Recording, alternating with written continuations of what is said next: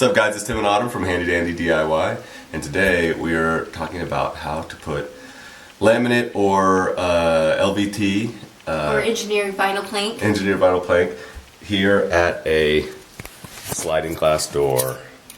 Okay, so let's get started. What we basically decided to do was we are looking at this from sort of halfway through. First thing we did was we had to remove all the baseboards, and you can see we're putting engineered vinyl plank, which is waterproof, which is why we're doing this, right on top of some previous vinyl that was put in this home before we got here. And because it's engineered vinyl plank, you don't have to put down an underlayment in this area. If it was a subfloor, we would, but because the vinyl is already waterproof, then this is okay. So basically what we want to use here is you need to find the proper threshold piece to butt up against your sliding glass door. You said butt. The reason that we have to do this is because just like any laminate or hardwood, it breathes with humidity and temperature, so you have to leave a certain amount of distance between each board and the wall. For example, over here we've left a 3/8 distance between it and the wall. So the piece that we're going to use today is a T-mold. Because this EVP, this vinyl plank, is so thin, it's only 3 millimeters. It's still a click and lock, so as you can see, it's very thin. So we're going to use this T-mold, which we've already cut. And this is actually a vinyl T-mold. There's also a laminate one that you can do. Because we're trying to make this all waterproof, we used a vinyl in this case. So what we did is you're going to want your T-mold in this case to butt right up against, because this won't expand, you want it to butt right up against the sliding glass door, which we've done. And then we went ahead and took a pencil and we just drew a line underneath on the vinyl to show how far we need to go. Now this has a locking mechanism, which is this track right here.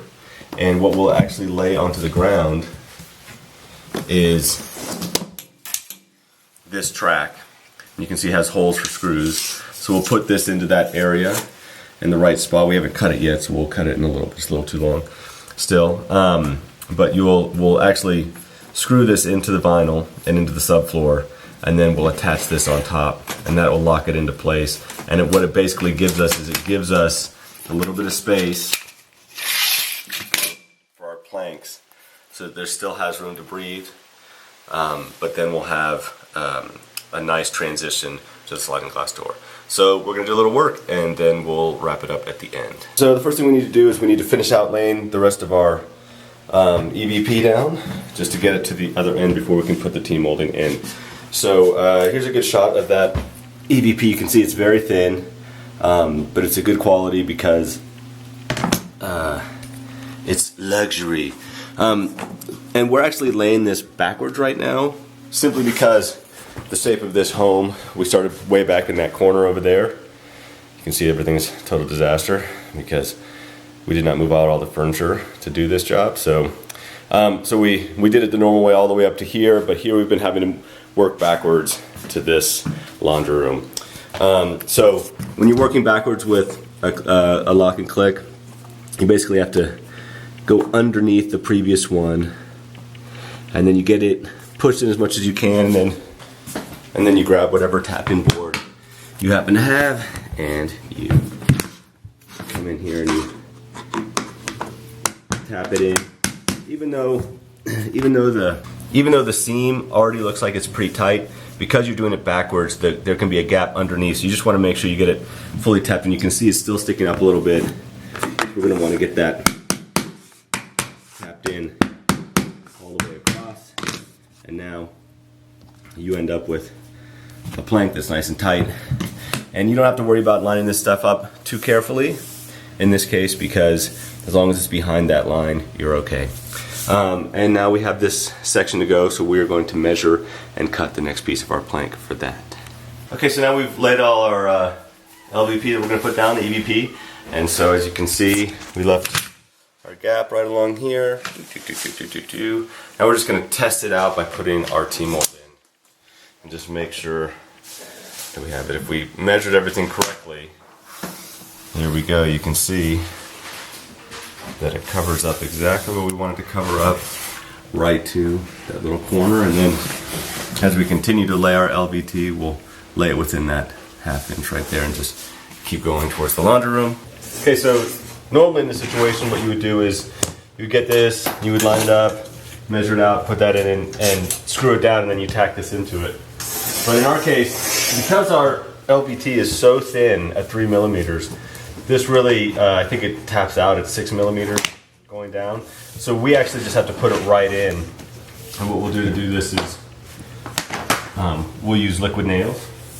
So we're going to take some of this and we're going to run it along this seam right here and then also in between. And we'll do actually a whole line of it right here. And you want to just keep a good speed going. It's okay if there's little gaps. You just want to get it right up on top.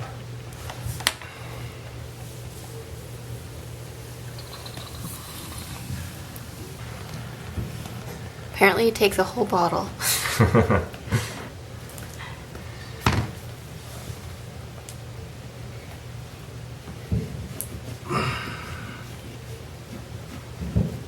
Okay. Then what we're going to do is we're going to take our T-molding, get it in here, and then we're going to just set it down. Just give a little pressure on there. Just keep this in.